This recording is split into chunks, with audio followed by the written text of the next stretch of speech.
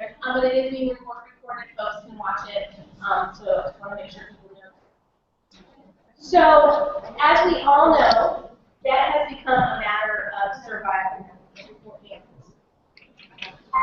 This country hasn't seen a real raise in 35 years. Look at me, look at that, look at the screen. While unemployment is down, the jobs that are being created are very low-wage jobs.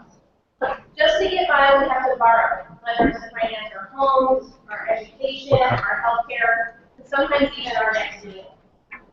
The crisis of debt has deeply personal impacts, and it can lead to shame and isolation. But we have to be united to solve the problem. And we are united. We're united by the fact that we're trapped in a system that's rigged by the debt and finance industry. Regulations of public investments have been eroded, and we've been forced to mortgage our futures on terms that they define. But no more. We won't let the debt industry own our sense of what's possible. For us to build a vision for what's possible together.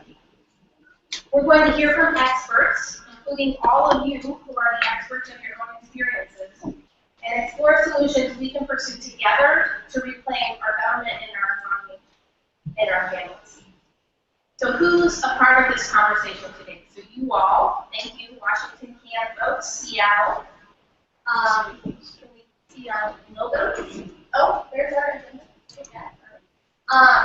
We have folks from across the country who are supporting this event. We have, let me get the list here. So Idaho, Connecticut, Maine, Michigan, Minnesota, Missouri, Montana, New York, Oregon, and Virginia all joining us in this conversation. And they'll be having their own conversations in their sites, but they'll also be communicating back with us through technology, so we're really excited to, we're actually experimenting today, but we're really excited about this, and we're happy to have all those folks join us today in this conversation. Okay, so, I was going to tell you the agenda. So it's a pretty basic agenda. So we're going to have an opening plenary this morning. We do have a keynote speaker from New York City. It's Heather McGee. She's the president of Keynotes. We're going to share some video recorded stories. So we think that it's very important for people to feel, to have the courage to speak out about the problems that you're facing regarding debt. And because you all in this room can talk to each other and we're projecting out and people will hear us, we want to also be able to hear folks from other places, video stories that we're going to be sharing. And we're also going to be looking at a survey that we conducted across the country to get a better sense of the picture of the debt. We're going to have an opportunity to share our stories with one another. We're going to have some folks who joined us from all over the country, some experts on specific types of debt, who are going to share some very concrete solutions that we can explore together to begin to attack this crisis. And then we're going to look at a set of principles that have been developed based on the survey, based on conversations with all the groups across the country that we want to be able to coalesce around and in the future take action around to really enable ourselves to move forward. That sound good?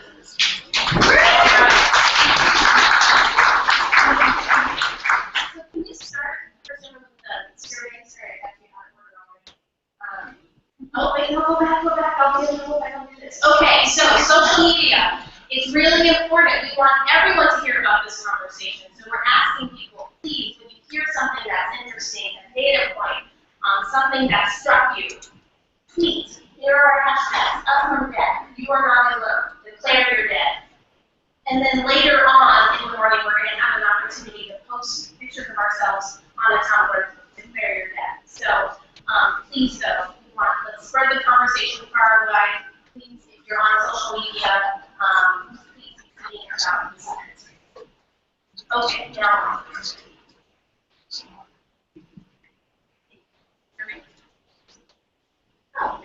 Okay, so we, many of you probably participated in this. We conducted an online survey, basically between January and March of this year. And we have a little pie chart here to show who in the country participated. So you can see Washington and Virginia rock the house on the survey, so proud to see you guys. So we do have a pretty good geographic representation here. You probably can't see, so I'm just going to tell you. California, Connecticut, Florida, Idaho, Massachusetts, Michigan, Montana, North Carolina, New York, Oregon, Pennsylvania, and Texas. Folks from those states all participated in this survey, so we're going to have a good snapshot of what folks are facing. Can someone please okay. So, next slide. What did we find out from our survey?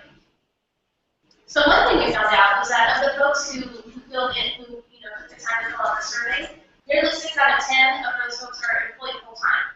So they're working full-time jobs, and they're still deeply in debt. And you can see here, too, that of the folks who responded, 6 in 10, they personally are in debt. And then another quarter of those people, either their partner or their spouse were in debt.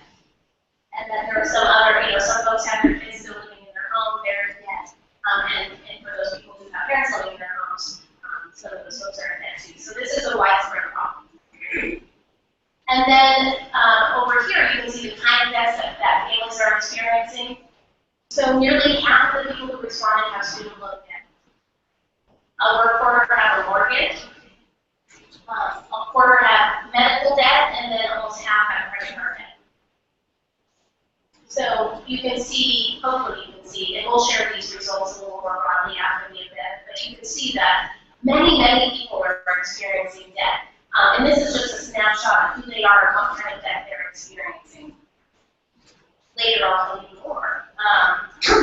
So what we're going to do now is move to some videos. We really do want to make space in this event for people to share your experiences, to understand that you're not, while it feels like you're very alone in this experience of being indebted to some financial corporation, you're not alone. You're not alone.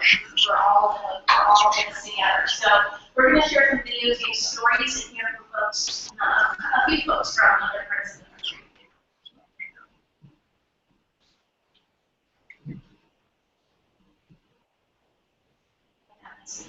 So we're getting the videos queued up. How many folks in the room are in debt currently? Have debt? Wow, most of you. How many of you have been in debt? You are now. How many of you feel like that debt is an investment towards your future? That it's enabling you to build wealth and to really advance? And that used to be the case. I know people laugh now. That used to be the case, though, right? You would go in debt and buy a home, and that would build wealth. You would go in debt, you would go to school, and that would enable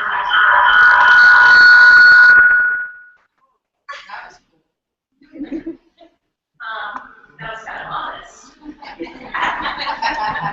But the fact that people laugh when I ask that question, I think really highlights the fundamental problems here. That debt really now is just a way to move money out of the pockets of families and directly into the pockets of financial institutions. So, are we ready to learn for videos? Yeah. Yeah. Okay. So let's hear from some folks in other parts of the country.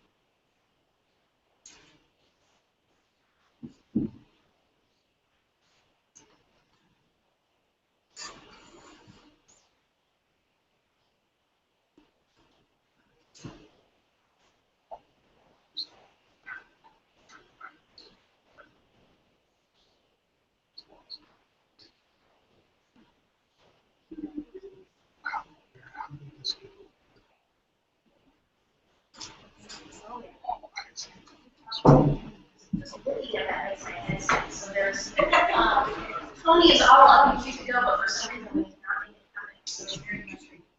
happen. So I don't want to get too off track. Oh, is she going? In 2010,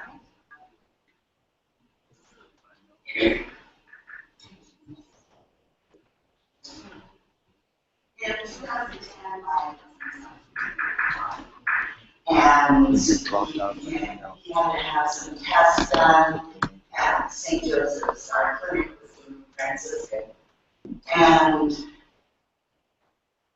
he had a back shot, which was a very expensive procedure, but he did walk upright for the first time in about 8 years. So the result was tremendous. But then he began to have a pain in his stomach. Then he was told he had pancreatic cancer. So 6 months after we got the letter, my husband's doctor died. And his inoperable tennis ball size, metastasized, exploded. And we were devastated.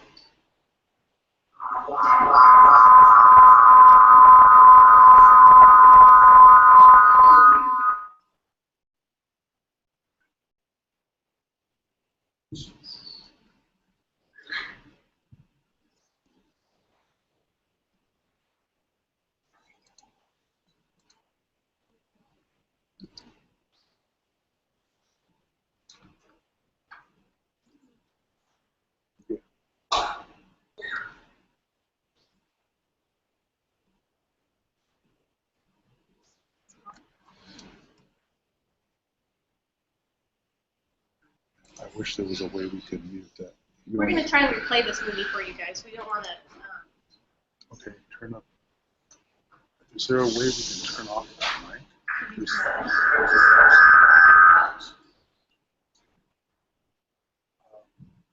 Problem is it's on the wall.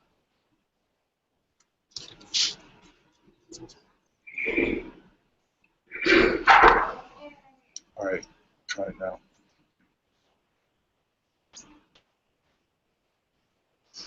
Start from the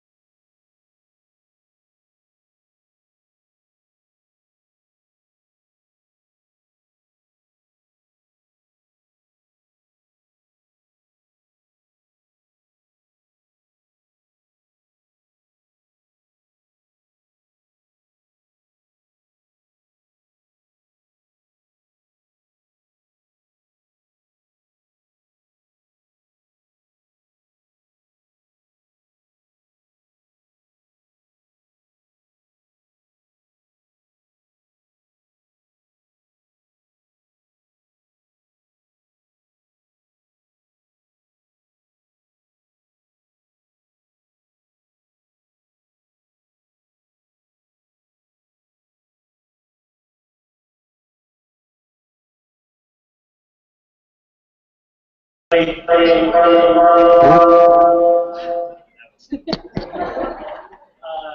you all hear me without a mic? Yeah. Okay, we're going to do that then. And I just also want to say thanks for bearing with us on the technology. If we were parts of the 1%, we would all be take our private jets to a location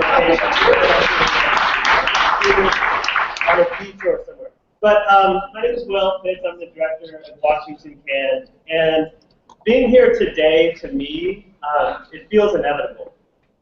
The mission of Washington Can is to build collective people power to fight for economic and racial justice. And we can't talk about poverty or inequality without talking about debt. For years, our members and our allies, including everybody here in this room, have come together to fight against things like hospital bills and collection practices of hospitals in our state. We've fought to help people stay in their homes who are facing foreclosure. We've exposed crippling student debt. We've rallied against the excessive greed of the payday lending industry. We've challenged the racist lending practices of the big banks. We fight to level the playing field for real small businesses who are trying to access capital and succeed. And we're fighting against the use of debt to further punish and deny the rights of people of color through our criminal justice system. And all of these campaigns are about poverty, and they're all about inequality, and they're also all about debt. And as we challenge the power of Wall Street and big corporations, the big banks, the collections agencies, the payday lenders, we have to expose the ways that they have gotten rich by putting the rest of us in debt.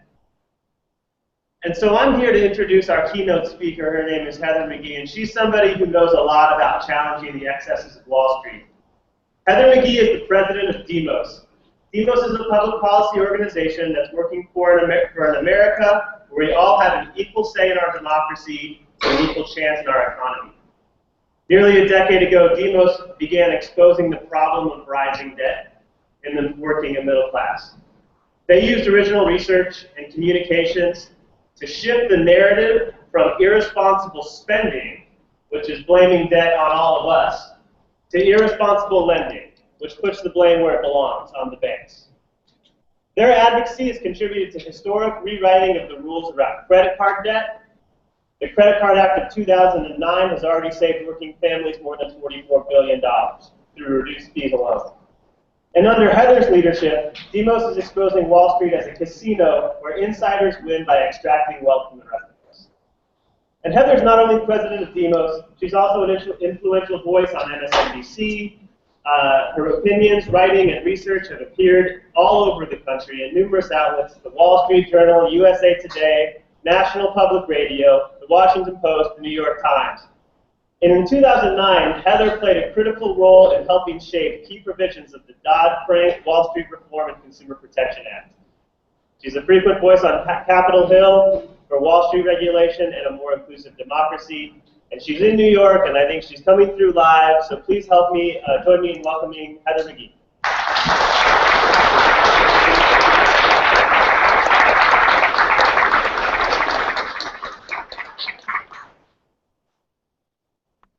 She's muted.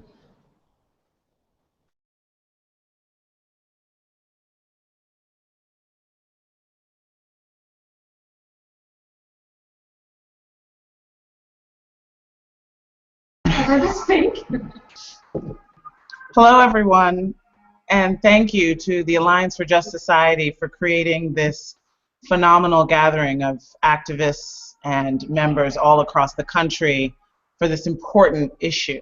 I also want to thank the people who are here in New York City at our gathering, activists, many of whom have been working most of their lives and careers on this issue of credit card debt. And I also want to thank the good men and women of the New York City Fire Department who are doing their duty outside of our window right now. So I'll just pause for a minute for that to die down. So thank you, Will, for that introduction. This issue of rising debt is actually what got me started in politics and policy.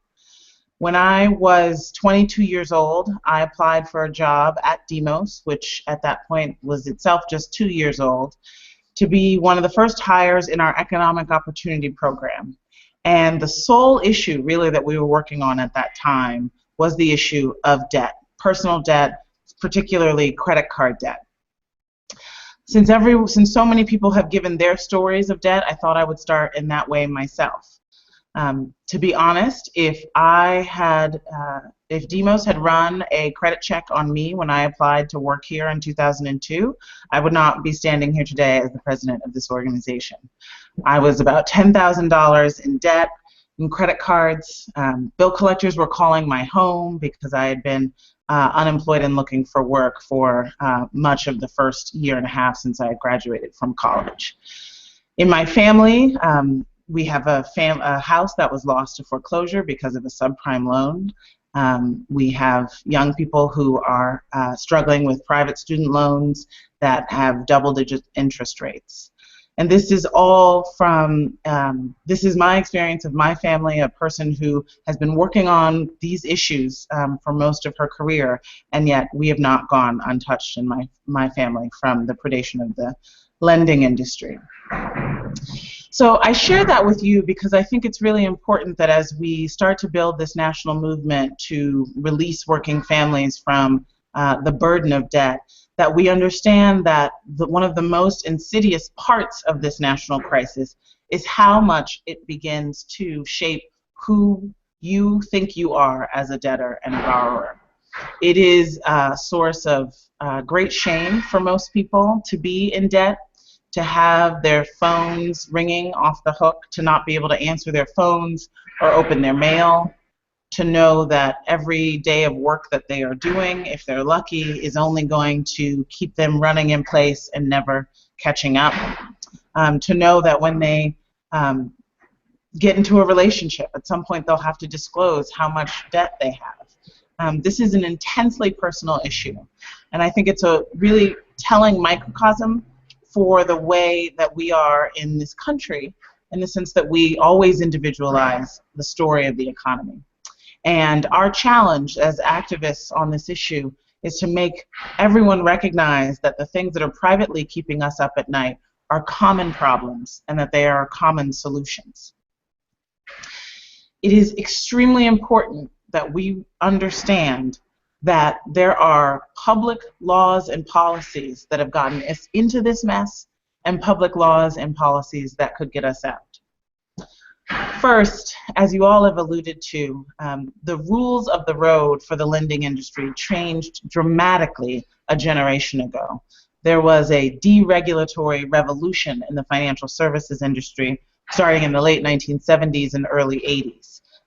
Before I was born, there were usury laws in 37 states across the country that put a cap on how much lenders could charge borrowers for things, for small loans, other kinds of loans, including credit cards. And in 1978, the United States Supreme Court ruled that the consumer protection laws that mattered were not the ones of the state where the borrower was, but the one of the state where the lender was. And so all of our credit card companies and lenders moved to states with no usury limit whatsoever and have been exporting that usurious unlimited rate across the country ever since. It's why you always open your credit card bills and they're from South Dakota and Delaware. That was one of the first of a long line of changes in practices, laws, regulations, and court cases that basically created a Wild West in the lending industry. I think it's very important that we recognize that it didn't used to be this way and that it doesn't have to be this way. If you think about the financial services landscape today, whether it's private student loans, which came up really triggered by a change in the bankruptcy law of 2005 that made private student loans not dischargeable or dischargeable under a very high standard in bankruptcy, which then allowed lenders to really flood the market knowing that they could basically chase people down for their lifetimes. If you think about the payday loans that are really an invention of the past 20 years, and there are now more payday loan shops than there are McDonald's in this country. If you think about the overly complicated mortgage rules that we've just now started to get out from under. If you think about the car title loans that are now growing up in the post-recession era, if you think about the fact that people can get a loan on their car and that lenders can actually stop their cars remotely while they're driving to work or to pick up their children. This system is one in which that calls out for a collective response. Obviously, the consumer protection laws need to be our first line of attack to change this system. But I think it's important that we recognize as well that there's a reason why we're all in this boat and vulnerable to the loan sharks, as it were. There's a reason why when a working family loses their job, they have to go to a plastic safety net because they don't have recourse to a public one. Our friends at the Economic Policy Institute just released data that showed that less than 1 out of every 4 unemployed workers was able to get unemployment insurance. What kind of insurance system is that the vast majority of people who need it can't even access it? And then the lenders come in.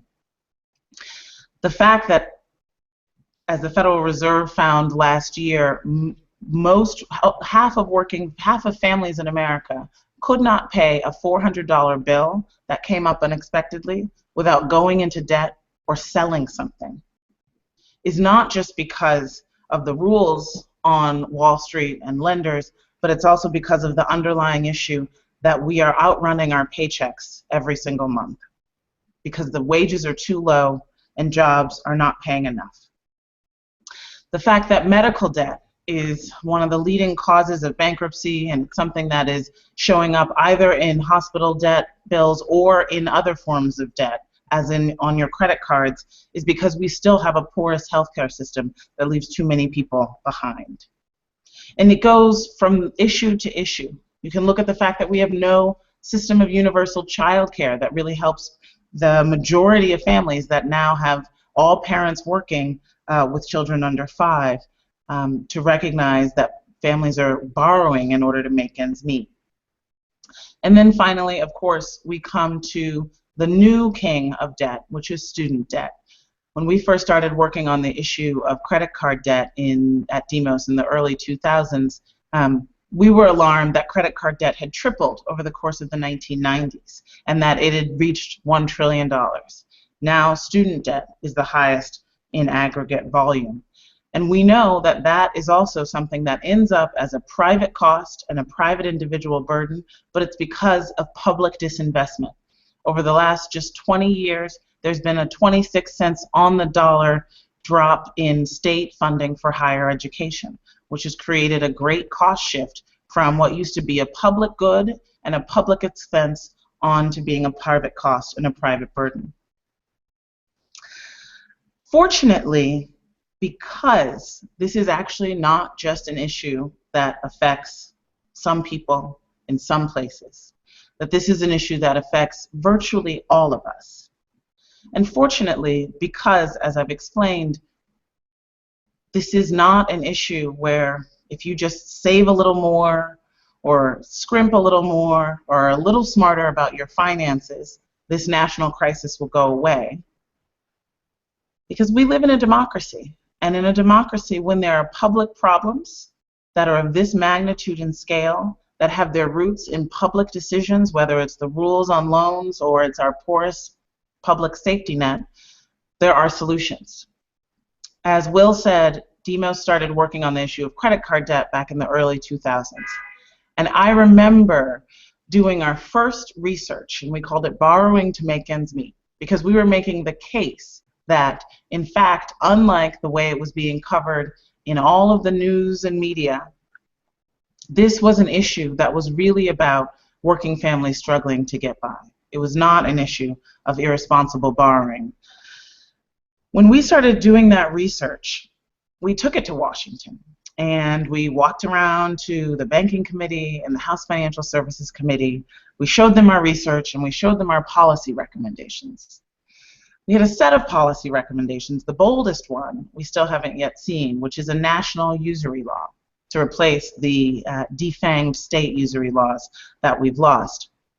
We thought that there should be a national usury law that was floating, and so it would cover most loans and really allow people to be protected no matter where they lived.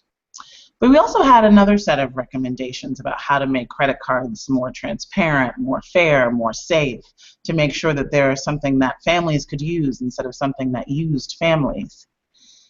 And one of our most powerful recommendations was what seemed pretty simple to us, which is, let's say you have a $1,000 bill on your credit card. And let's say for whatever reason, you're late, you miss a payment, and they decide to jack your rate up to that penalty rate, 29.9%, which is what it usually is. Well, maybe that's what should be permissible, maybe not. But certainly that 29% shouldn't be applied to your entire revolving balance, but rather should just be applied if you go ahead and affirmatively make a purchase, knowing that it'll be 29%. That and a lot of other consumer protections that we recommended back in the early 2000s got us laughed out of Democratic and Republican offices in Washington. But we kept working on it. We had an incredible coalition of grassroots organizations, consumer organizations, small business organizations, many of whom are gathered here today. And between 2002, when we first released our research, until 2009, there was a sea change in the country. And in 2009, we had the pleasure of sitting in the Rose Garden watching about 6 out of 8 of our recommendations be signed into law in the Credit Card Act of 2009, which has saved, as Will said, conservatively $44 billion with a B dollars from working families in fees alone. We were also there at the fight for the Consumer Financial Protection Bureau, knowing that there needed to be a regular cop on the beat with broad authority to be able to catch the newest trick and trap that we know that lenders will continue to innovate for us. These stories give me hope. They give me hope that the principles that the Up From Debt Coalition is endorsing today are things that are powerful enough to change the lives of millions of people. They are necessary in order to create a thriving economy that includes us all. But most importantly, they are actually possible. This is not something that we need to suffer through alone, individually, anymore. Today is the beginning of a call to action for working families around the country to say that what's keeping me up at night is also what's keeping you up at night, and that we can raise our voices collectively. We can change the rules that shape opportunity for ourselves and our family. We can take on the biggest banks in the country and win, because we have and we will continue to, because justice is on our side. Thank you.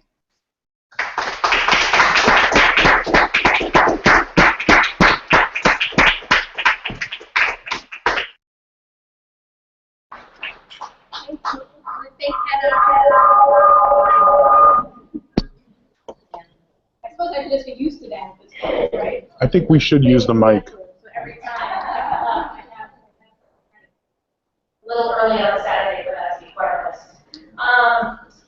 Yes, I want to thank Heather again for agreeing to speak today. I thought she did a really great job laying out the problem and how we got here. So I think we want to spend a little bit of time before we go to solutions, which we are, because we're not trying to depress you this morning, but we do want to spend a little bit of time looking more at the survey results. What are folks experiencing now in this scenario that's been really manufactured by a creative and innovative debt industry? And what are you all experiencing? So can we go to the next survey slide?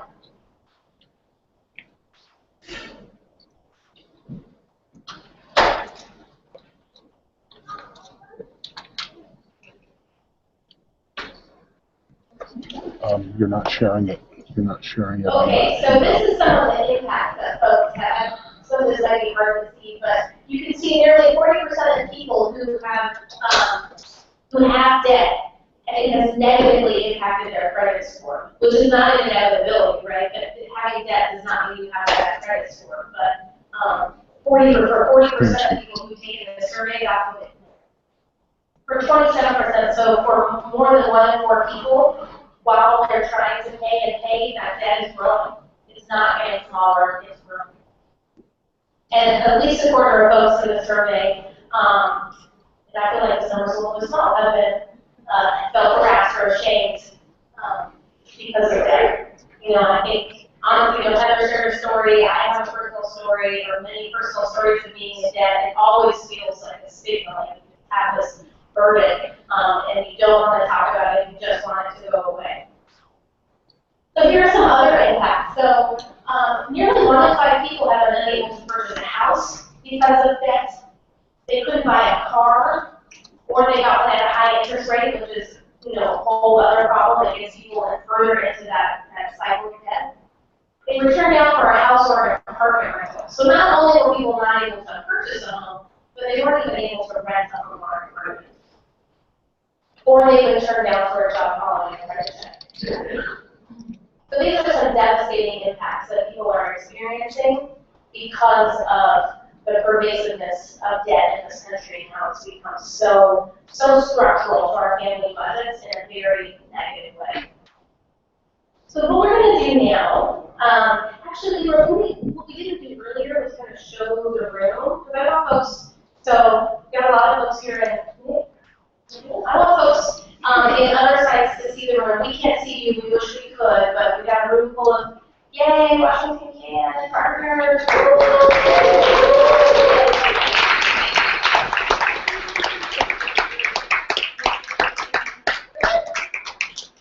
So our next activity is our story circles activity. And so for folks out across the country, you guys are going to talk in your room, we're going to talk in our room, and we're going to share our experiences with debt. So the instructors are here. So we're going to take a few minutes. I believe in this room what folks are going to do is we're just going to ask you to talk to people who are kind of in your vicinity because it's a small space and we don't want to try to figure out too much. But here's our charge. So as we've already discussed, debt and finances in general are deeply personal for families. We're raised so you don't talk about money. That's one of the things you don't talk about. But however, as wages have stagnated, the economy has shifted to serve big things. Debt's become more structural, and we're all dealing with it. We got to get over it. We got to talk about it. And we got to make plans to address it. Is that right? Yeah. Right. So we also know that our stories are powerful. We want to fix this problem. It's not just about feeling comfortable sharing with one another and agreeing to work together. Our stories have power, and they're part of what's going to enable us to tackle this problem. So in your group, and folks who are not in the Seattle room, you will do your own sort of moving bodies around. But in your group, you're going to take a few minutes to declare your debt. I am in debt. This is the kind of debt I have. And then share what that's meant for you and your family. What does that mean? Is there trade-offs? What kind of negative impacts are you feeling because of the debt you're experiencing? If there are any underlying causes of debt, share that. And then really thinking about it, as you're having these conversations, are there any common themes? So we're going to come back after you all have a chance and hear some of the common themes that were surfaced in these conversations.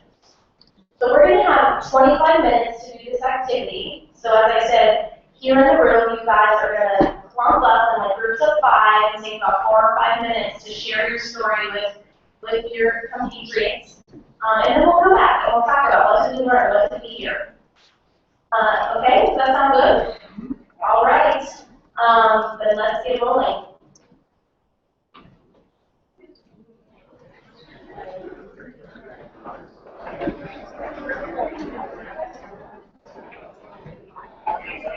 I'm muted.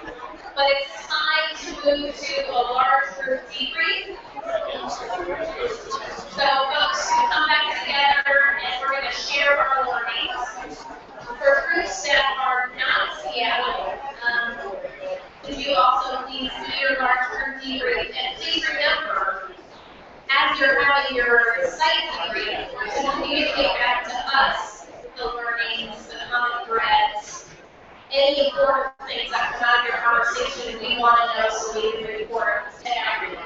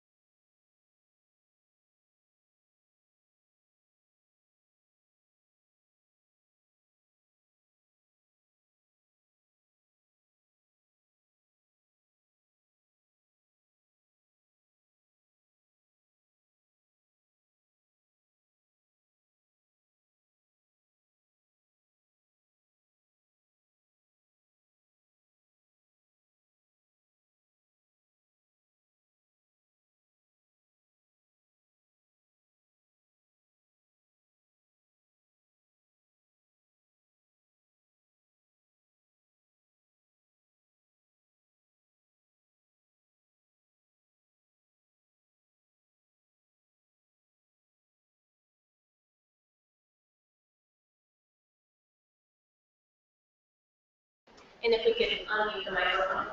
So we're going to take, you saw the challenges we had this morning with our battery and computers. We're going to ask you to join us in the technological feats of today and do a couple of things here. We're going to take action together. So how many of you have a phone with a camera?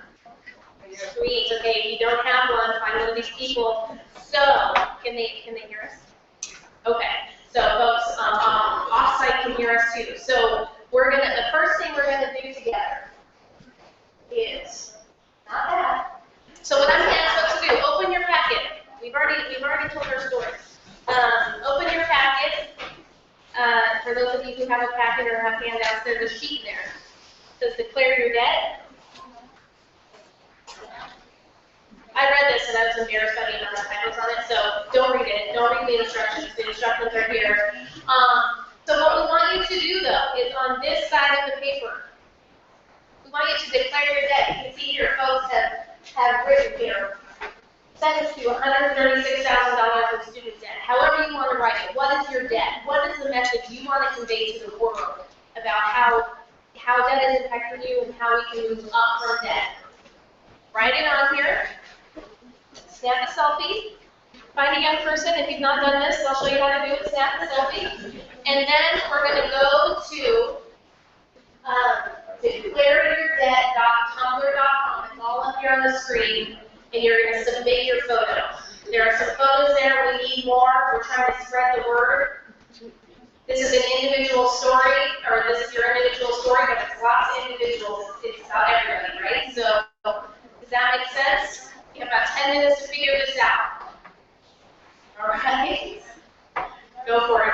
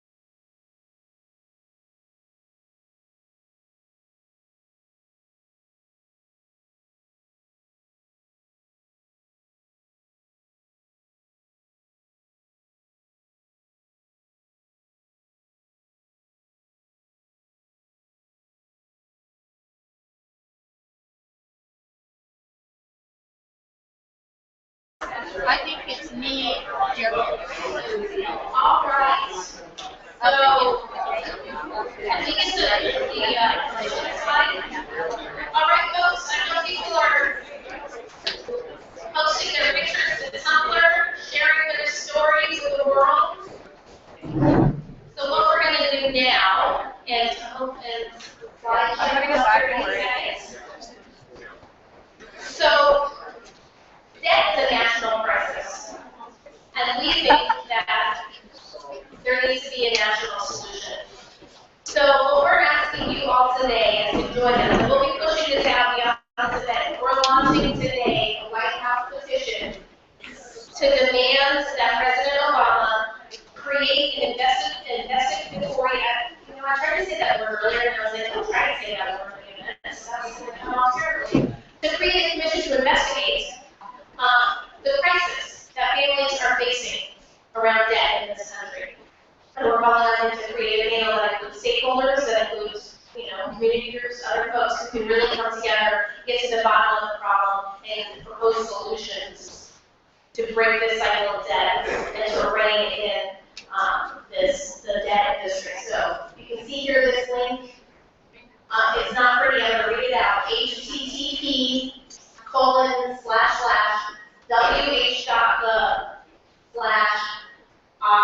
capital D, F, capital Q, capital Z. Add your name to the petition. Like I said, we're going to push this out. We're trying to generate enough signatures to make the president pay attention to this crisis. So we think we will. We're in a moment. People are talking about that. People are refusing to pay their debts because it's unjust. So we think this is the right moment to call on the president to create this commission. Please, please add your name to the petition and show the president that thousands of people think that this is a crisis that needs to be addressed.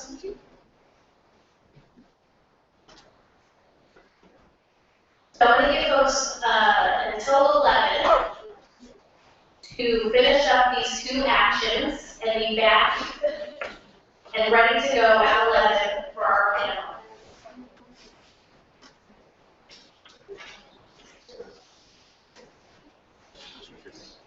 Quick question.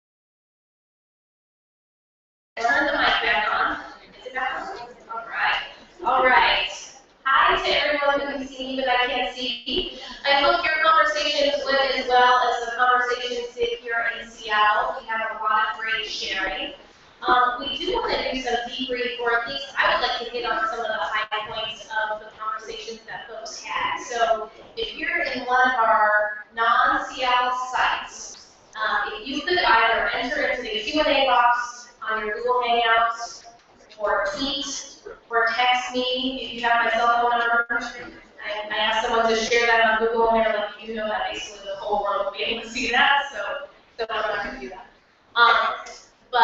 Please let us know what you discussed. We want to be able to share with you what you're discussing. I imagine it was pretty similar to what was happening here, but I would love to see it. So we did have some really interesting conversations. I did see on Twitter that the folks in Maine were discussing student debt, which was a big issue. Yeah, that's right. Well, not really. It was really, yeah. But we talked about that here as well. I am really looking online to see if folks are sending feedback. So I'm not doing anything fun. But while I'm waiting for other folks to share some of their learnings or some of their takeaways, I just want to kind of reiterate, I know folks, we've heard about student debt, we've heard about medical debt, really the snowballing impact of debt. It's almost like there's a tipping point where you hit where it's very hard to figure out how you turn back because of interest rates and fines and fees for missing payments. It's just, the holes just keep getting bigger. Parents are concerned obviously about the debt that they're facing, but what will it look like for their children if the financial industry continues to regulate, to operate in a relatively unregulated environment and continues to strip away those regulations? What will it really look like for their kids? I have kids. Will my kids be able to purchase a home? Will they be able to go to college? Will I be able to send my kids to college? These are scary things. So it's incredibly important that you're here today to be able to address these issues. So still, I'm going to check out Twitter.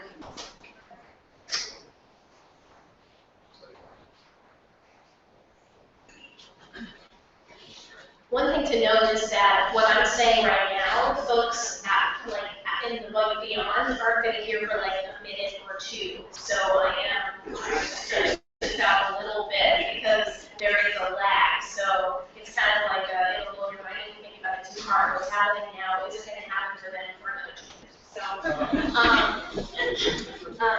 okay. Well, I hope they don't try to text me because I just threw my phone over. So, we are, before we go to thank you.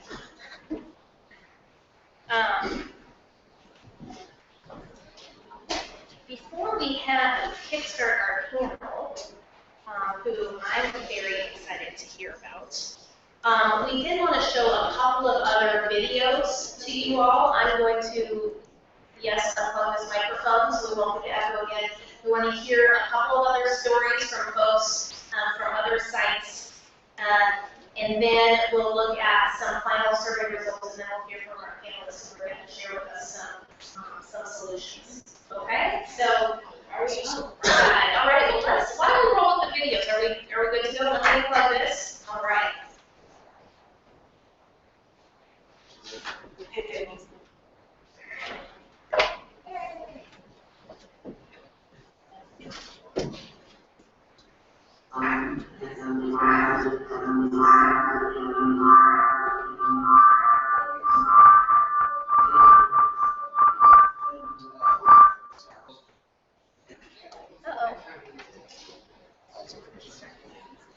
Can we get some more friends in the 1% maybe then, like they can give us technology support? That would be nice. I'm working on it. All right, yeah. Yeah, I have this moment of like,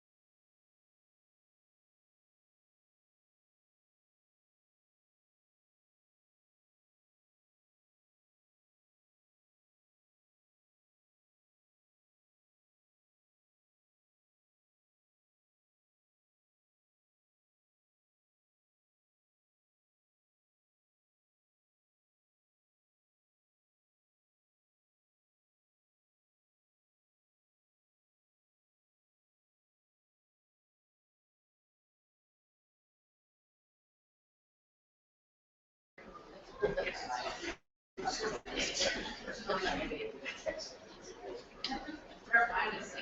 is a psychedelic event.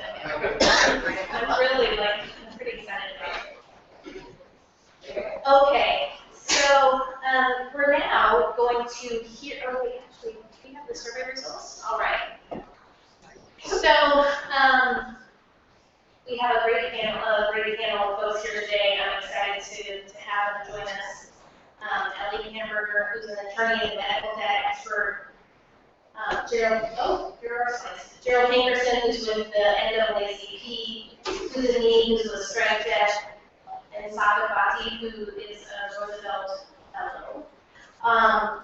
Before I let them speak, I'm going to just want to point to some solutions that in the survey we were trying to figure out, okay, so what are people experiencing, how is this impacting their lives, but also what do people think would be good ways to get to the bottom of these problems.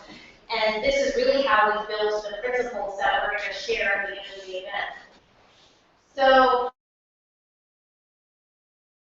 7 out of 10 people do not think that debt should be used to bar people from jobs, housing, public benefits, and voting. Debt should not be a factor in whether or not you have access to those very basic fundamental things. Unsurprisingly, 71% of people think that folks should have living wage jobs with benefits, so people can meet their basic needs without having to go into debt in the first place. And 65% of people think that you shouldn't inherit the debt of a family member when they die. Right? We heard a story. We heard a story that I believe her name was Tony, who inherited the debt of her husband after he died.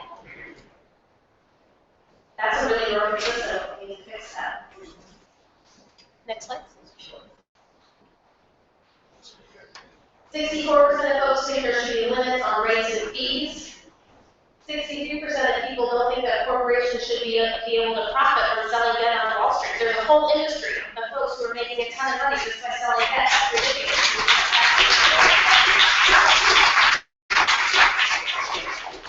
And over half of folks think that there should be access to public debt refinancing. So being able to refinance your debt through public structures or debt forgiveness, period. And we're going to hear some that on our panel here today. So I'm gonna stop talking and let these folks take it away. So we're gonna first hear from Ellie. Ellie, you want to come up here and use the microphone? Good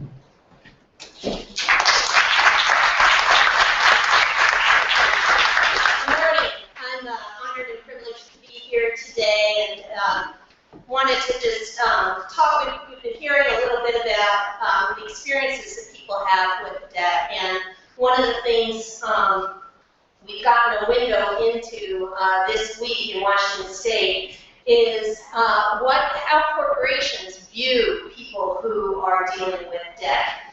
As you've heard, medical debt is the top reason why people end up in bankruptcy, and it is crushing for folks who need their health care needs met and have no other way to get it other than going to their local hospital. In Yakima, which is a rural city in Washington State, low-income people were routinely charged deposits as a condition of getting non-emergent treatment at one of the local hospitals. Then, if they applied for charity care, they were asked for credit reports. And they were denied charity care if their credit report wasn't any good from the hospital's perspective. And pursued very rapidly for collections. Columbia Legal Services and I have sued them. We were granted class certification this week on Tuesday, and the court unsealed the confidential inside records.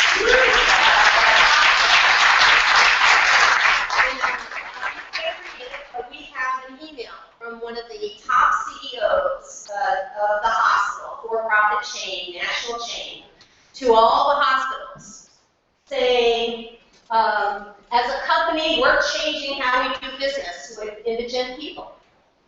We're not going to send them nice thank you notes for using our hospital anymore. Those days are long gone, exclamation point. Instead, they're going to demand deposits from any uninsured person who shows up at the hospital doors. And they say explicitly, this initiative is coming from the very tops of the company in order to turn the tide of indigent patients from entering our hospital's doors. Send it to the Yakima Republic. It's been said. So if you think it's bad, it's actually much, much worse if you get inside. And one of the advantages we have here in Washington State is we have a law. It says hospitals must offer free care to people who are at 100% of the federal poverty level or lower.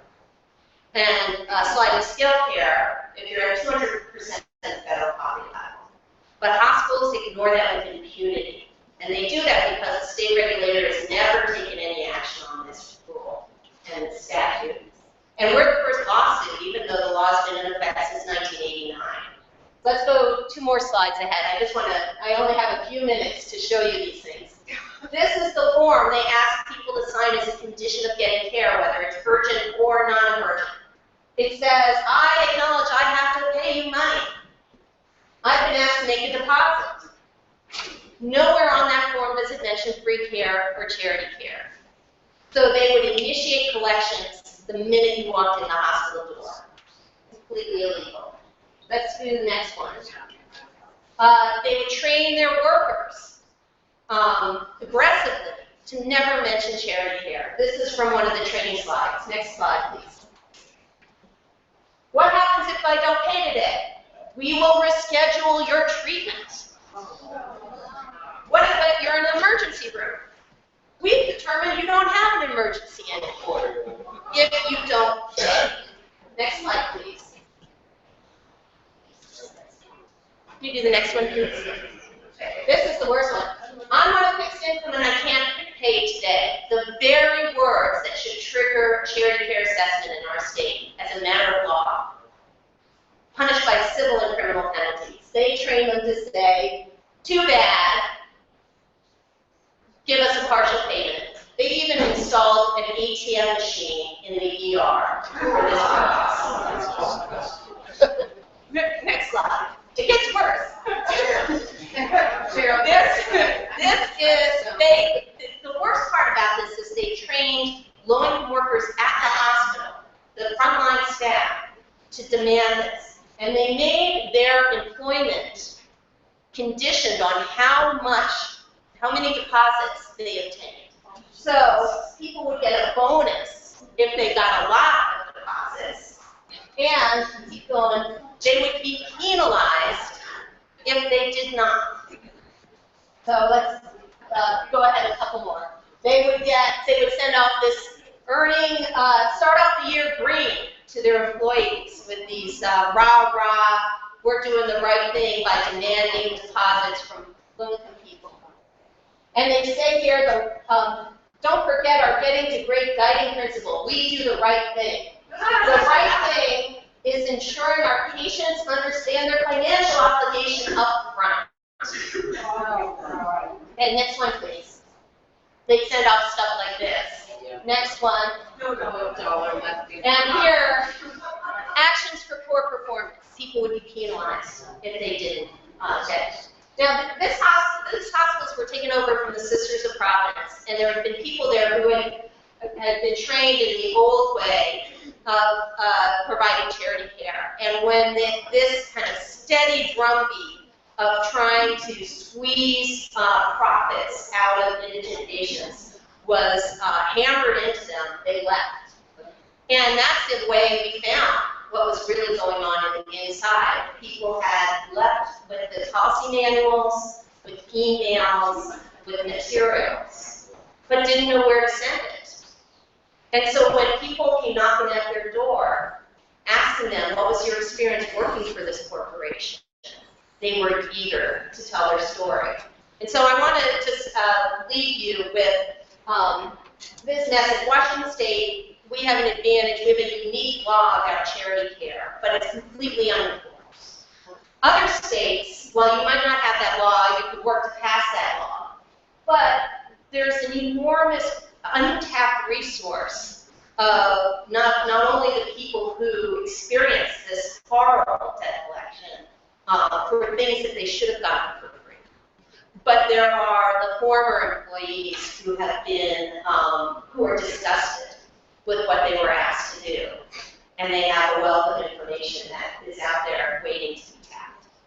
Well, we're going to pass it on now.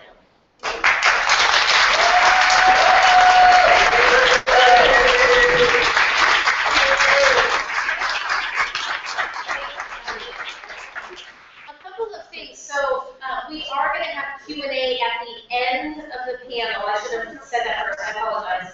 Unless folks have a clarifying question right now, I really ask people to hold sort of conversation to the end where we have built-in time to talk amongst ourselves. Is that okay? I will clarify. Like if you go to Harvard Review and you are under 100% educated, they still have affidavits on your paper that says well paid. Is that also illegal? So should I? Okay, where's the traveling link? Should I take that? Is it okay?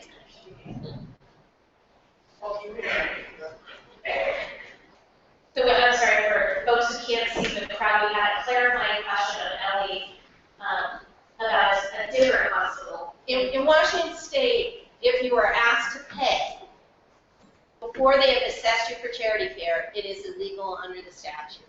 But signing the note that says we will pay, because that's not. I couldn't tell you without looking at the note. There probably is qualifying language in yours. That one, there was no qualifying language. Okay. Great. And the other thing I want to note for folks who come up to speak, I know most of you have slideshows, but you need to talk into the microphone because we're trying to amplify our voices, but folks not here to hear us. So thank you, Ellie. That was astonishing and horrifying, but it made me mad. That's good, right? Like, don't fix it. Okay. So next week, from General, who's going to talk about debts associated with criminal justice. Here.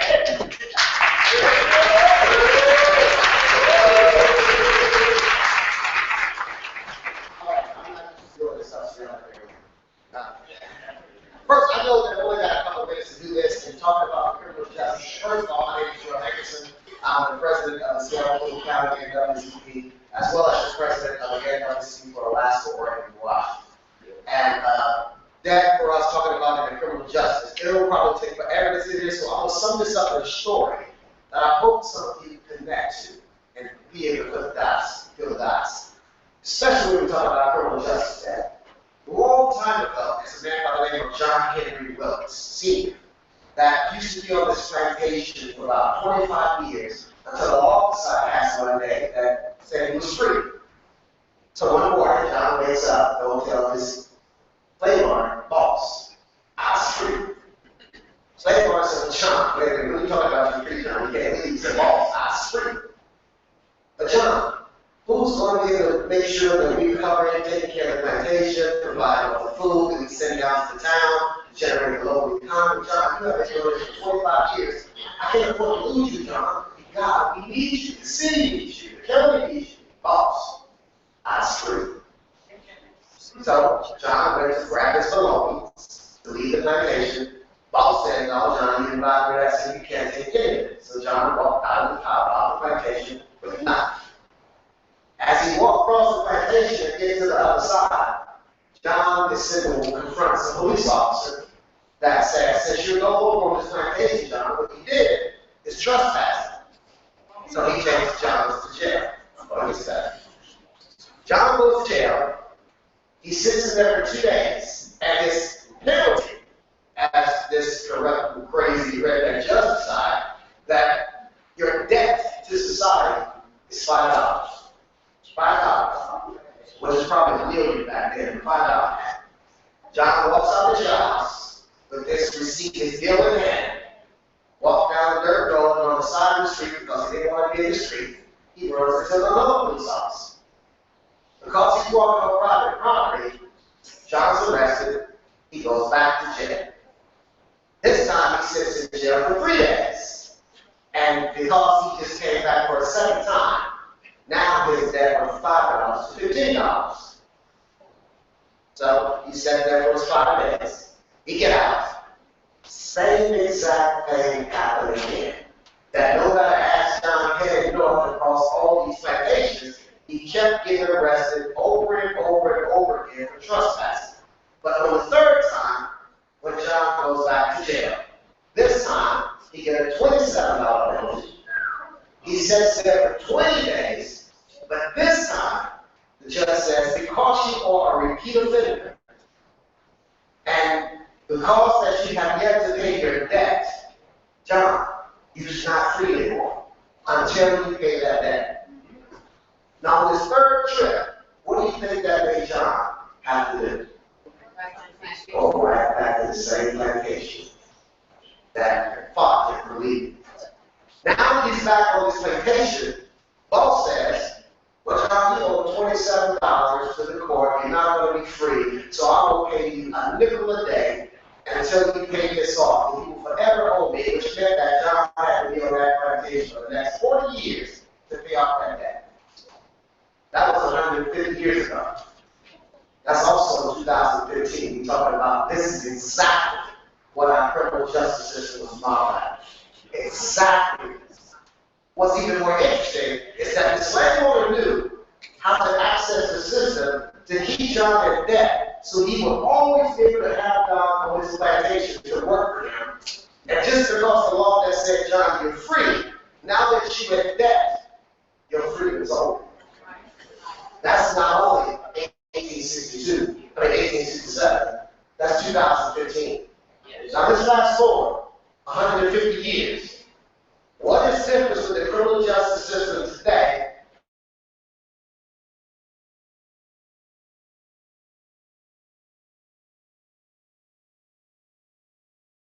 People in place in these plantations and utilize this to generate revenue off of it. So all we actually did is recreate the same system we fought by when we was slaves. And let's take a look further. Those slave owners back then, 200 years ago, are now the corporation heads of major companies around America that has the same mentality. A lot of them have weaved their ways into the legislature around the country to keep these policies in place. So when I think about this and talk about this the way to understand the criminal justice act, that's the bigger picture. So it's no coincidence that those are actually walking out of the prison end up with more debt they have before they get inside. And because of these stipulations that have been put on people coming out of prison, they actually created this revenue stream to say that why not take advantage of these poor vulnerable people, because as long as they are always going to be responsible for debt, they will always be under our jurisdiction. That's corporate leaders, that's corporations, that's the criminal justice system. Go out and get a parking ticket, go down the street and don't pay it and figure out what happens to you. This is going to be a continuation of what we're saying. It's an actual idea they created 200 years ago to be able to take advantage of those people that doesn't have the ability to pay. And I know I just saw King County Council a minute ago. I have to say this. There it is. There it goes. King County criminal justice, their cost of criminal justice is 73% of it. And let's go back to East Ferguson. Ferguson alone, the second biggest revenue stream that came into its city was those that owed fines and debts to the police department. In fact, they had more money. They actually got more wars than there were people in actually Ferguson. And do you don't understand this is why this is predatory? And why the intention is we can profit off of this, and we can also keep people in place so we can control them. And most importantly, that it's designed with the very intention today as it was for John Henry over 160 years ago. So I say this today, that in this room at 1:30, we're going to break it down a little further with that LFO workshop, and we're going to talk about the expert panel that's going to be here. Before I have to wrap up, I just want to give an acknowledgement to one of our panelists that I would love for us to give a huge welcome home. He served 49 years and 8 months. He has been home for 2 weeks now. He was my mentor when I served my 23 years in prison. I just would love for all of us to give a huge welcome home to Brother Dowell Malik.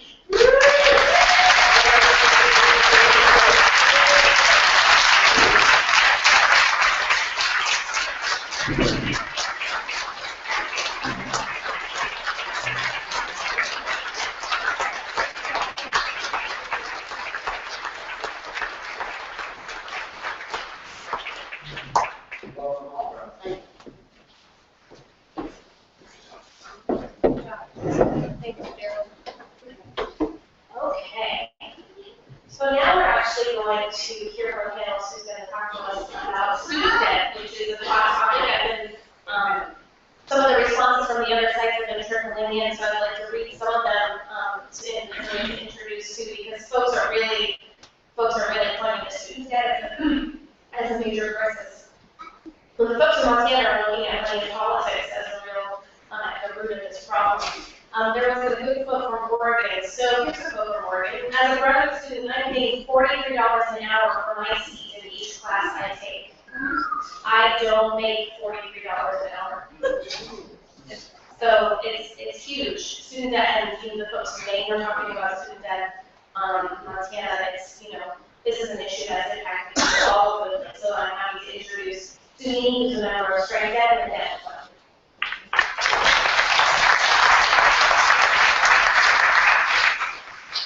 Thank you, everyone. It's my pleasure to be here today and to speak to you about something that seems to be such a hot topic. And I know it is because, as Jill said in her survey before, 48% of the people had student debt. And I'm just going to give you a brief introduction for myself. I'm from New Jersey. I have been organizing with the Debt Collective and Strike Debt. And here's where we started, at Occupy Wall Street. Then moved into the Occupy Student Debt Campaign, and that is part of my debt story. I'm a single mom who's a co-signer on student loans, and that is what got me to become active in these movements. From the Occupy Student Debt Campaign, we got together at Strike Debt, and we found out that there's a relationship between all the different types of debt. Student debt, housing debt, credit card debt. All of these debts are connected and related to each other. And we realized that, next slide, you are not alone. You're a person, you're an individual, and you are not alone in your struggles with debt. There are many of us who share those struggles, and together we can find the solutions. And that's what I'm here to talk about today. But, of course, everybody likes some statistics, so I'll throw a little bit of that in before we get to the good news at the end, solutions. So student debt now, as you've heard before, is $1.116 trillion. How did we get to this place?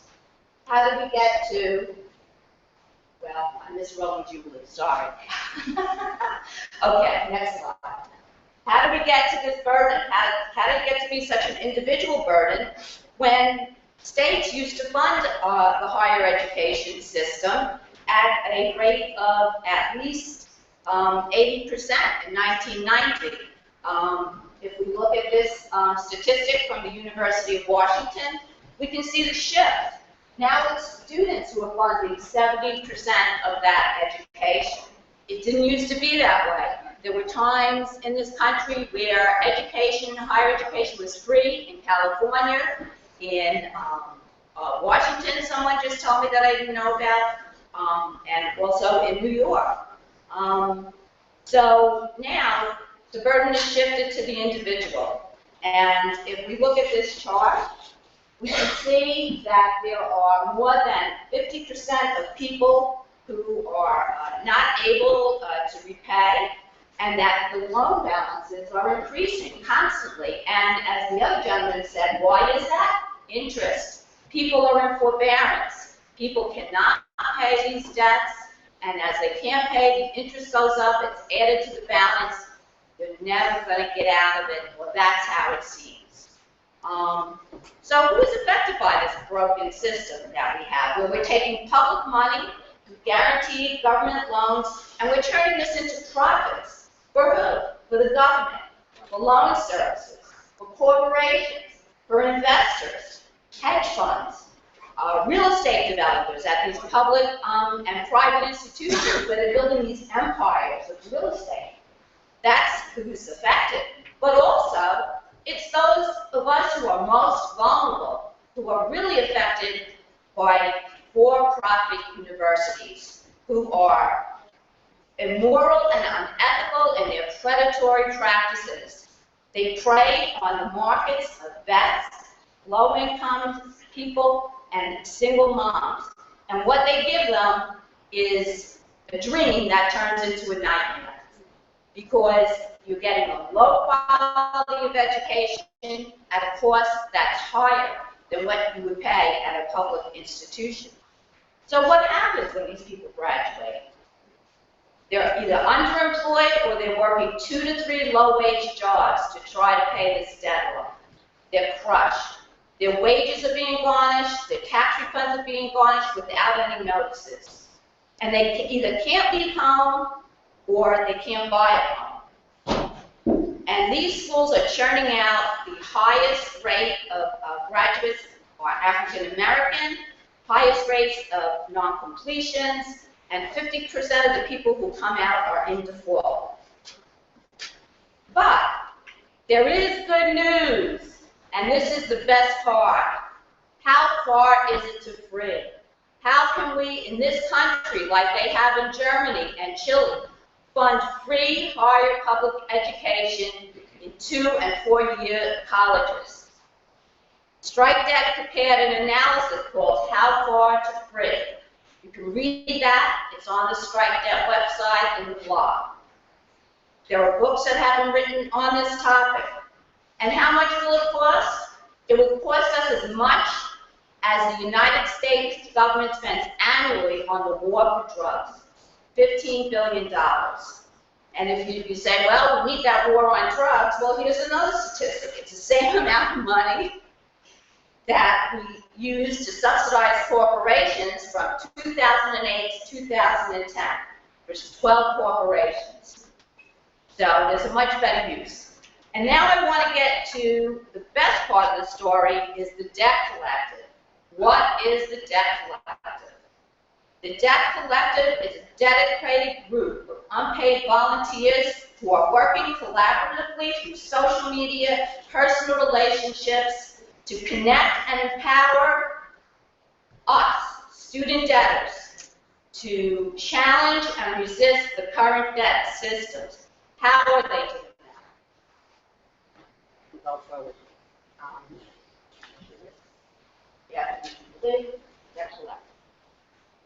By direct action, we had a group of debtors go speak at the DOE hearings in Washington. We have a group called the Corinthians 15 who are actually striking debt.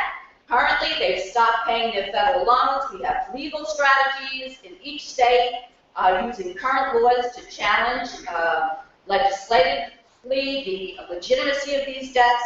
And in the future, we're going to have targeted strikes on different types of debtors by region and types of debt. But we are the debt collective, you and I. You can join the debt collective. You don't have to go on strike. I have cards with debtcollective.org on it. If you want to take one, you can support the collective. You can support by spreading the word to those you know who are in debt. And thank you very much.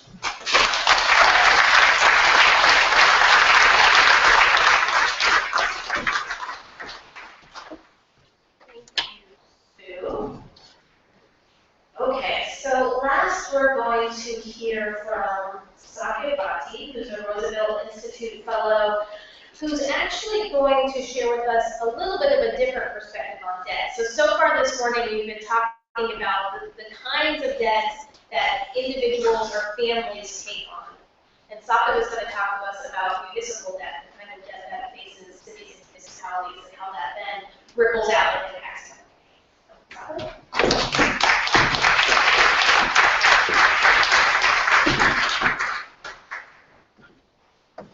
Thanks. Good morning, everyone. My name is Sakya Bhatti. I'm with the Refund America Project at the Roosevelt Institute. So as Jill mentioned, I'm going to talk about municipal debt. And I know a lot of people are thinking, well, what does that have to do with ordinary people? Well, as it turns out, municipal debt is a form of debt that really affects everyone because it's about how much money there is in our public budgets. Right? The fact is that any money that governments pay out towards interest, fees, various other things is money that's not available for public services. And that has impacted everything from education to healthcare to mass transit and everything else under the sun. And so let me just start with a little bit of background. If we go to the next slide. Well, actually, I jumped the gun on the first slide. There's a bunch of so.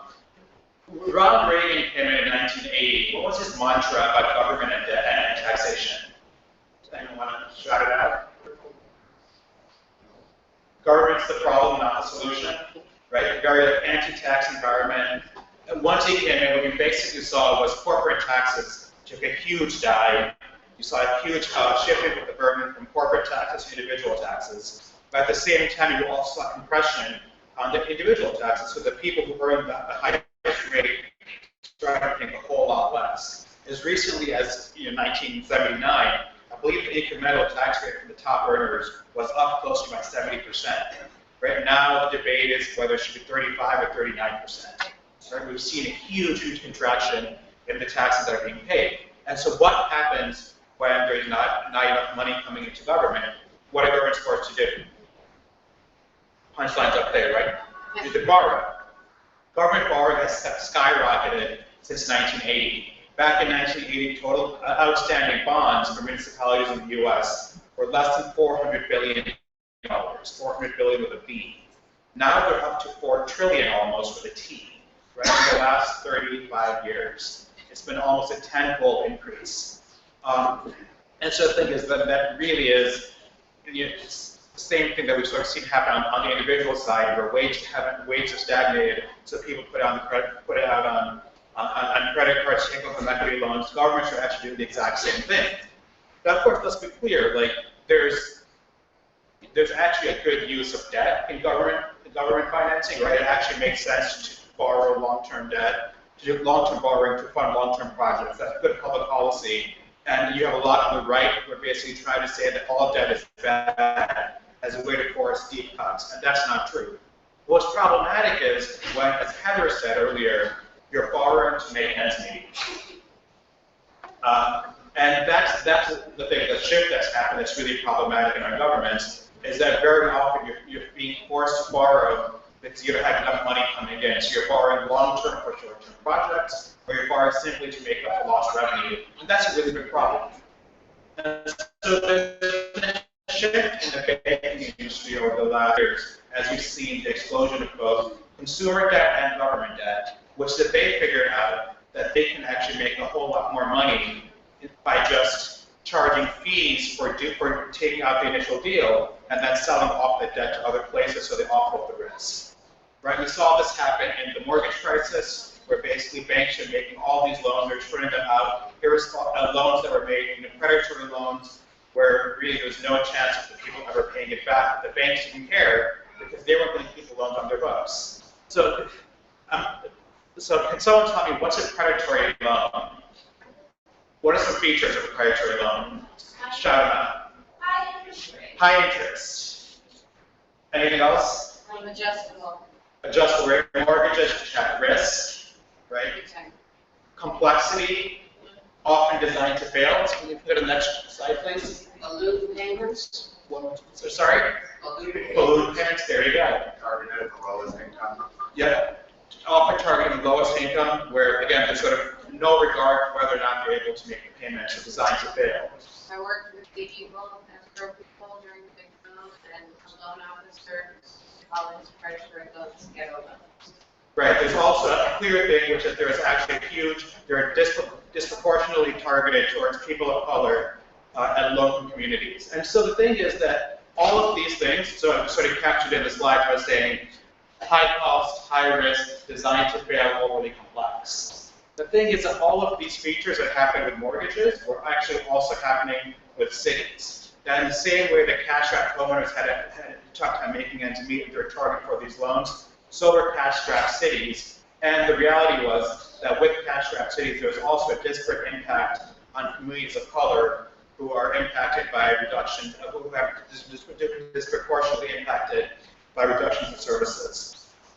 And so, while this happened, go to the next slide, of course, what we see is that Wall Street's profits have skyrocketed, right? There was a dip in 2008, that's the value you see up there, but we're not back past pre-crisis levels, right? And so what it's done is it's basically made a system where Wall Street's able to extract revenue from every transaction that we do. And so when we fund our children's education, banks get a cut. When we fund healthcare, banks get a cut. And they basically win no matter what happens. And so we have a series of solutions for what we can do about this. Go to the next slide.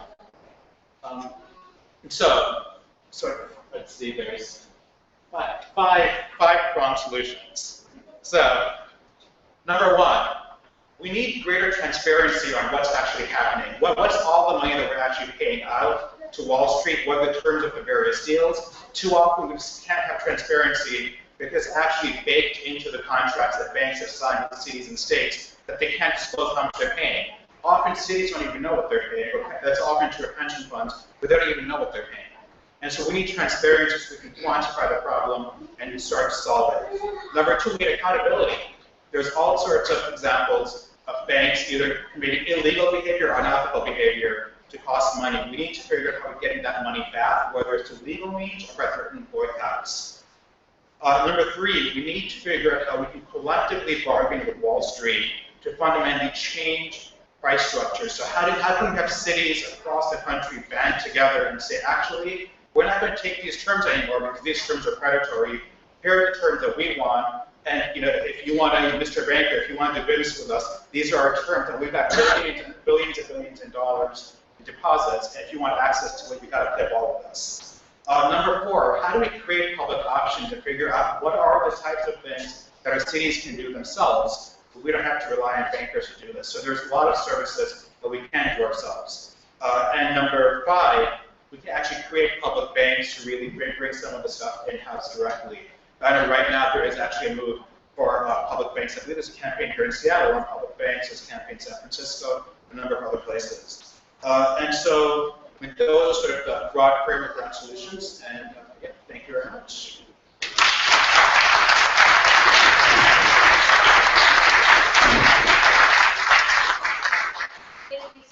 Thanks to all of our panelists.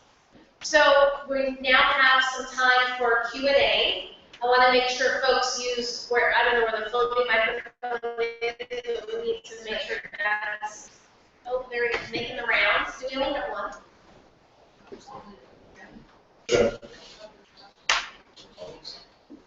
So, well, this will be an interesting juggling act, because I want to make sure that everyone can hear the questions. So the question was for Ellen. So what happens then when patient goes into the organization on the form? What happens in the hospital? Can you kind of repeat or rephrase the question? So I think the question was what happens when a patient comes to the hospital and is unable to sign those forms? Well, if the patient is indigent, which is a term in the law of Washington State under 40% of federal poverty level, they shouldn't be required to sign any forms. They should be screened for charity care when they're able to respond to questions about charity care. What happens as a matter of practice? I think they go to the person who comes with that patient and ask them to sign. The financial counselors at these hospitals are trained to do whatever they can to secure some amount of money if the patient doesn't have health insurance. And even now, with many more people having health insurance when they come into the doors of the hospital, because under the exchange with the Affordable Care Act, the deductibles are so high. There's increasing pressure on these financial workers at hospitals to demand as much money as they can. So is it legal for them can they refuse service then? What's your question? Can they refuse to sign? So can they refuse service to that patient? Can the hospital serve the patient without signing the financial information? Refuse. So refuse service. Hospitals under federal law called the EMTALA do not refuse service to someone who's having an emergency. So, you know, it would depend on what an emergency is. It is a more complex question. Can they refuse to serve someone who doesn't pay up front? It is our position in the lawsuit that the law requires them to screen them first for charity care. So I'm sorry, the one second. So folks who are not in Seattle, can hear me, please tweet any questions or conversations you would like to raise. I'm tracking that, so I want to make sure we can hear from everyone who's participating in this conversation today. Question. Why hasn't the Office of the Attorney General gotten involved? It seems to me like there are a lot of violations of the law so far as RCLU. It seems like because of the violations that we should be able to pursue some kind of a class action lawsuit against us. I think that we all have pretty much, I don't think you're going to find anyone who doesn't have standing here. So why hasn't that happened? And if so, and if we can, that's something that we can't really have any providence. And so I'm wondering if maybe we need to squeeze them and really file a class action lawsuit against them. Maybe the Alliance for the Society, we need to kind of squeeze them as well, file a class action lawsuit. Again, the question is why haven't we got the Attorney General to review? That's a great question. I wish I knew the answer. I think the Office of the Attorney General's Consumer Protection Division is perfectly poised to take action on this issue. One reason could be is that the Washington State Department of Health, which is charged with enforcing this law, has never done anything. And to the extent that they are also charged with representing the Washington State Department of Health, that may be part of the reason. But there is a huge accountability problem here in Washington State. On the books, we have a great law. We have a law that leads the nation. In practice, it is being flouted every day. I have a question. Is there a difference in the Washington State law about being actually in a hospital and being in a clinic or like a digestive clinic within the same healthcare system for the law and charity care? You pinpointed one of the loopholes that hospitals have exploited. The law applies only to what's considered appropriate hospital-based services. So if you're provided services by a medical group that is not a hospital employee, that medical group is not obligated under our current law to give you charity care, even though you're in the hospital and everyone and every service you're receiving appears to be part of the hospital. That's a big loophole for folks to work on changing here in Washington State. Do you have any questions for other panelists too? We'll have a wealth of knowledge here too. Yes, okay. Who has where's holding the mic? Oh. Hello, my name is Michelle Arnell, and I appreciate this whole event. I just learned about it yesterday. I'm so excited. I've been working in foreclosure defense as a paralegal for about 4 years. Occupy sort of working out of my super, so to speak. I'm middle class. But anyway, the question I have is when I'm working with people out in the community, there seems to be a disconnect. We've got the left, we've got the right, we've got divisions racially, gender, culture, so on and so forth. The way I see it is we are divided as a state and as a nation right now. What can we do to cross over these cultural and racial, religious, so on and so forth, to unite as people? Because in my, I work on the ground level. I see the pain, suffering, the struggle. People, this is the biggest group I've seen collectively since the Trayvon Martin. I saw Mr. Henderson down there. This is the biggest group I've seen. There's people struggling alone, and there is a war on the American middle class and the poor. What can we do to build a more cooperative effort? Because, I ran for state senate in 48 in 2014. These guys in Olympia are entirely out of touch. I had Ross cross-ledger tell me the recession is over. I have to say, with all due respect, Mr. Hunter, that's not what I am seeing or what I am hearing. And I'm sorry to rant, but I hear the stories. I'm tired. We need help. What can we do to build this effort? Thank you.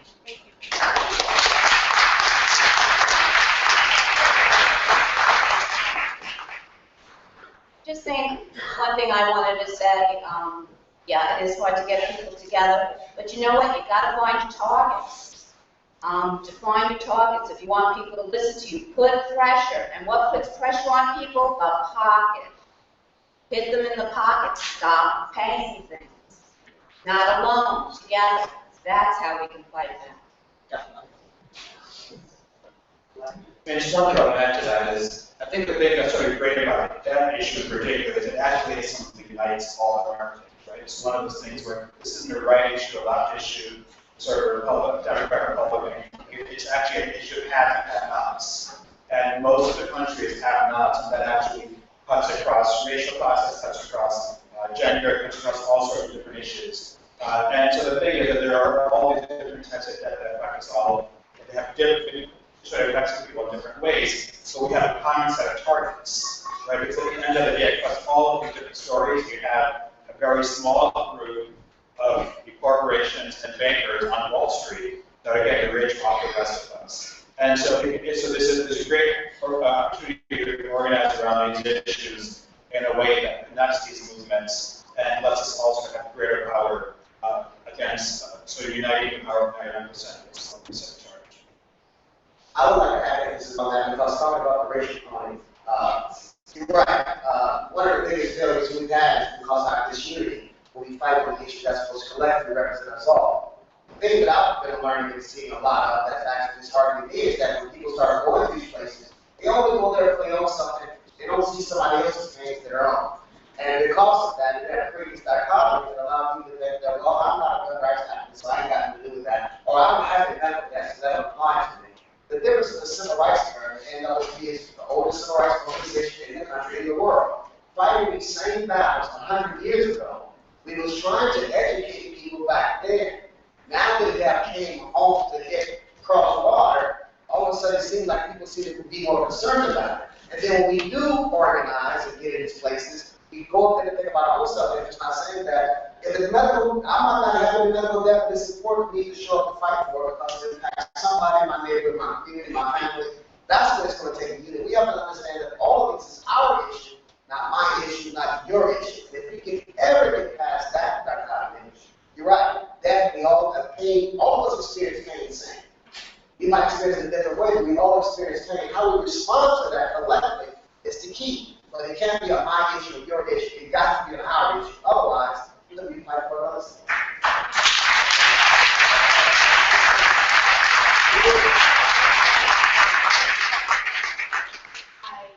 have 3 questions, and I wanted to have a question about banking. You mentioned public banks. What's the difference between all 3 questions? So what's the difference between a public bank and a bank? And then for the student loans, that's a concern of mine as well. Once I start receiving equitable payments that I do, I'm trying to pay off my credit card debt and pay hard maybe 2 payments on my student loans. That's kind of my strategy to pay it back. But if we stop paying our federal student loans, I mean, how are we ever going to hold on home again? So that's kind of my question to you. And then to you, it's just how can we help? Because I agree, we do have to partner up. And just like we're here today, we have to show up for each other's needs. But, so I'm asking you, how can I help? Oh, I'm sorry, I told her everything. Well, So, and what's the difference is the question. Basically, it's individual people. If you define the membership in a different way, but it takes members, or it takes their members put their money in it, and the members actually also own it. It's run cooperatively. A public bank is actually a city or a state-owned bank. It's owned by a piece of the government. Deposits it gets are actually deposits of a city or state, and so it can actually get to scale much more quickly because there's just a lot of money there. And so, and public banks can then be used. They're actually owned by the public, right? Actually, and so they can be used to the profits from the bank. For instance, right now, one public bank that exists in the U.S. is the Bank of North Dakota. And so the bank is a state bank, it takes state deposits. The money that it then uses those deposits to make loans to other banks that lend locally to the state, to supports local lending within the state. And then the profits the bank makes are used to do one of two things. They can either be used to increase lending locally within the state, to further return the money to the state, or if there's a budget crunch, you can use to issue a dividend to the state to make up for the budget deficit. So it's actually, it has the impact of both supporting lending locally, but then also issue returns to the state. Since we're running out of time, I'll answer you quickly by saying, we have a saying that if you owe the bank 1,000, the bank owns you. If you owe the bank $1 billion, you own the bank. So collectively, yes, there are consequences for not paying your student debt. But what happens when everybody stops paying? What are they going to do? What's your demand? What can you demand from them? So that's the way to look at it. As we all said, we've got to do it together.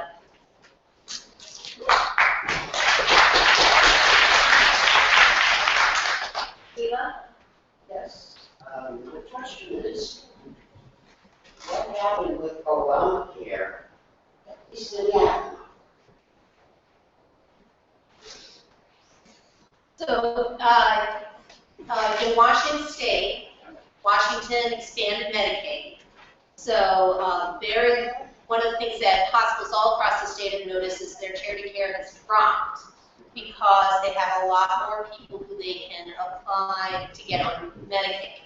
But the people who are caught between the expansion and being able to pay it on their own for health insurance, they're supposed to go onto the exchange. Exchange plans have very high deductibles. And so many people have to pay out of pocket for a huge amount of care. Those folks should be able to get charity care. And how to do it for deductibles, co-insurance, co-payments, that's a violation of the state law. And that's one of the things to be addressed. But in states where there is no expansion, they don't even have the benefit we have in Washington State. Okay, I think we can take one more question. You have had your hand up for probably the entire time, so there you go. So mine is, I have a stepson that has had LFOs and put in jail, lost his job many times. He can't afford to pay it because he has a low-wage job. And being in and out of the prison system, he probably owes $25,000.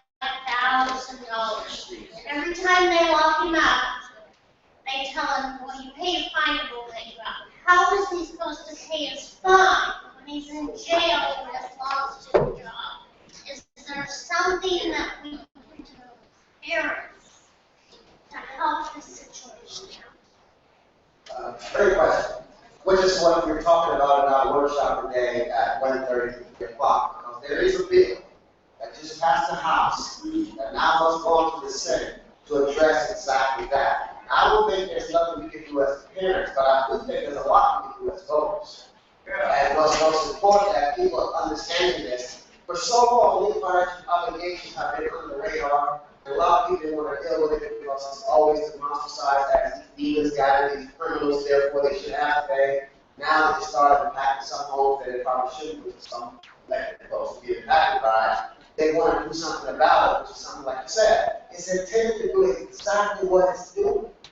Make sure you get that, and no matter how often you think, hey, you had a credit card, you bought $1,000 off of that, but you didn't pay it for 10 years, you only ended up paying $32,000. You want to go and reach up that credit. But for people that have any conviction, you want to give people that regardless, because the intent, I think, is the intent is to make sure that you always going to be in debt. As long as you're in debt, you are always going to be in control. Now, as voters, we got to make sure that when we push these bills to the wall, that we got to be able to show up and make sure it passed. So that's the story right there that the Senate needs to give to make sure this LFO bill passed this session. This session.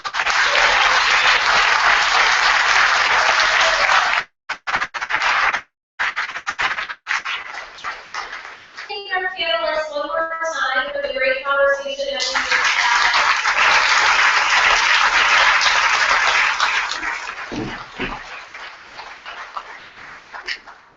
And you all, you can grab them over lunch if you have further questions. I know that was, there's never enough time to get all the feedback and questions from the room, so grab these folks while you have. So we are going to do one more round of videos. Folks, don't run away yet. Don't run away yet. We're going to do the panelists. You guys don't have to continue sitting in the very front of the room. That's fine. But we have a little bit more program, and then we're going to switch to lunch. So we want to do one more round of videos.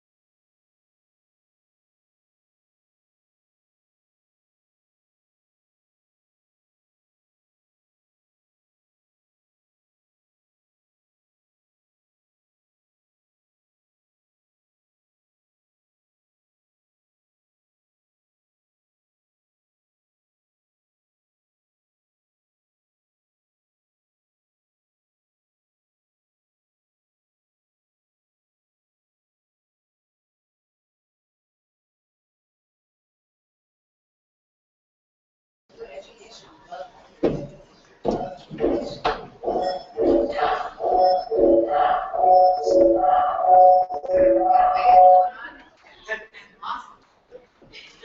thing that's amazing is every time it sounds different. Like, why is that happening? Okay.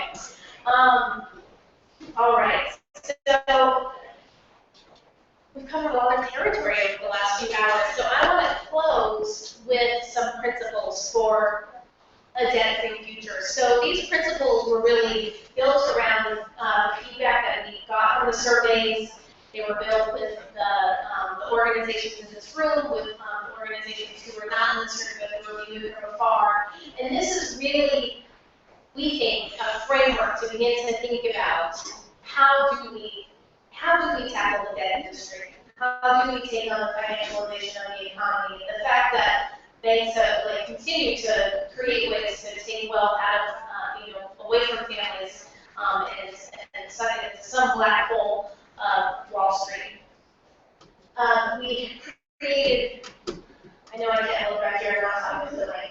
So everyone has these in their packet. I encourage you to pull them out and read them. There's some values that precede these principles. But there are 5 really main categories that we think we need to drive towards in order to solve this crisis. So 1, we need a road out from debt. 2, we need to stop pushing people into debt. We need to protect people who are already in debt. We need to provide alternatives to debt, and we need to rein in the industry. So the next slide.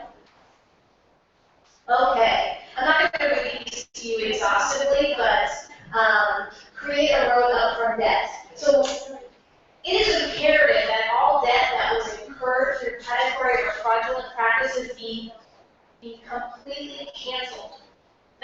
Just wipe it off. It's gone. People don't owe that money anymore. If you were preyed upon or you came upon debt in a fraudulent way, you don't owe that money anymore. We need to create pathways from debt through public refinancing and through fixing the bankruptcy laws. There needs to be reasonable and ethical limits to the amount of profit a financial institution can incur from debt. I think it was Gerald who said, oh, you have a $10,000 credit card, and then when all is said and done, you paid it off for $36,000. That's insane, and that's not okay. There needs to be some limit to the amount of money that a financial institution can incur from debt. And we need to have limits on debt and make sure that debt is not inherited. It's not inherited. If someone passes away, that's it. Debt's gone. Stop pushing people into debt. So we need to ban the predatory banking and financing practices that create debt. We need to stop lenders from taking advantage of financial hardships. If people have a medical emergency, if their car breaks down, they are experiencing a hardship and they need debt, they should not be subjected to predatory lending and usury. Eliminate fees and fines as a means of financing public structure. I want to make this really clear. Cities are going after people, they're putting people into the criminal justice system so they can raise money to fund their budget. That is not, we need to be taxing, we need to have progressive taxation and not a predatory system where law enforcement is preying on us to fund city structure. And there needs to be transparency in billing and collections. Next. Protect people in debt. So, you should not incur debt. If you, the gentleman in one of the last stories we heard who was in jail, who was accruing debt up and up while he was in jail and unable to pay that should be illegal. People should not be face barriers to housing, jobs, transportation, healthcare, public benefits, political participation because of debt. People should not be harassed by collection agencies. And that debt should not be sold. Selling debt over and over in Wall Street and people property, that needs to be banned. And mortgages and other contracts need to be simplified and understandable. Next slide, please. Alternatives to debt. So we actually need to have a system where people do not have to turn to taking out loans or credit cards or getting into debt, in order to make ends meet, we need somewhere here it is. Living wage jobs should be first. We need to have living wage jobs. People need to be able to have work that enables them to make ends meet, where they don't have to go into debt simply to put food on the table. We need a safety net that also minimizes the need for debt. We need a little bit of help to get by. Here are child care credits. Here are food stamps. Here are the things. Here's Medicaid. These important programs that help people make ends meet. We need fully funded public financing for education, homeownership, and health. It's not out of reach, right? It's not out of reach. It used to be a reality in a number of places. And we need to develop local economies and support families by making capital available to small businesses and entrepreneurs. We need people to be able to start their own businesses and to be able to thrive, right? And not be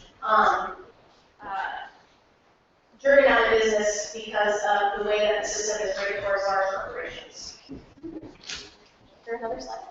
Next slide. All right. And we need to rein in the debt industry.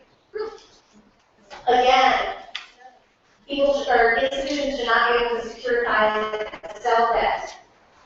There should be transparent, community-based oversight of the banking and finance corporations that participate in the debt industry. Yeah. Prohibit debt. Let's get rid of debt collection agencies altogether.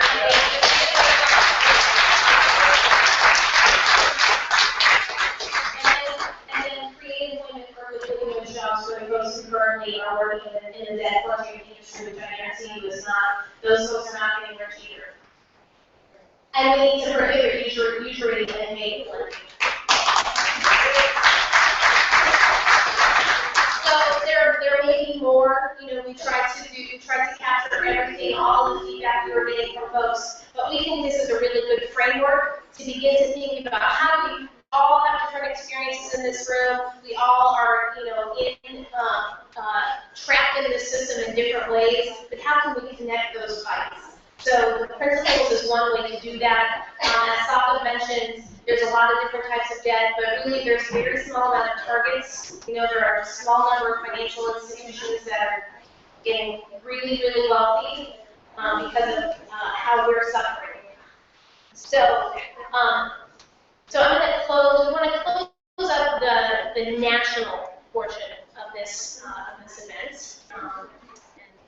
Say goodbye to our friends who are in other sites. You know, as Will noted in the beginning of this event, because we're economic and racial justice organizations, this event was inevitable. It was inevitable that we would have to come together and begin to have a much bigger conversation about it. But being trapped in this race system is not inevitable. The system we have now is not inevitable. And this event, where we in this room, folks all across the country are beginning to come together to break the shame, be able to understand we are all connected in this. There are solutions we can pursue. We now have a framework of principles that people can begin to think about how do we take action on together. You know, this event was inevitable, but that system is not. We can take it on. And we're not going to let the debt industry own our sense of what's possible. They own a lot. The debt industry owns a lot, but they do not get to own our vision for what a debt-free future could be. So while the debt industry, the financial sector, they're very innovative, we're innovative too, but we're going to win this. So I want to thank everyone, all of our sites that participated today from afar. Maybe we can wave goodbye to them.